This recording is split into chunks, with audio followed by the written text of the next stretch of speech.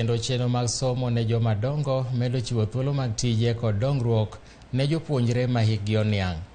Sikul mar Nakashe Secondary School mantiere Narok County ne chiwoga puonj ne jopuonjre madongo kendo giyudo mean score mar 7.91 ma en B-.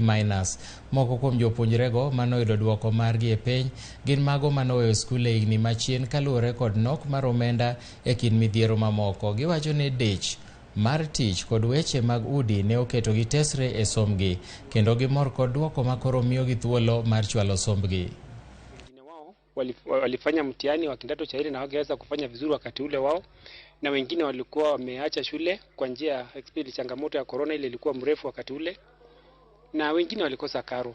Sasa hivi wanapopata nafasi katika shule ya Nakashe High School, wanapata nafasi ya pili kurudi hapa shuleni, wanakuja na wanatia bidii zaidi. Wakati huu tumekuwa na alama ya B plain alama 16 na B- alama 17. Nilimaliza tu KCP, school fees ikakosekana kwa baba yangu,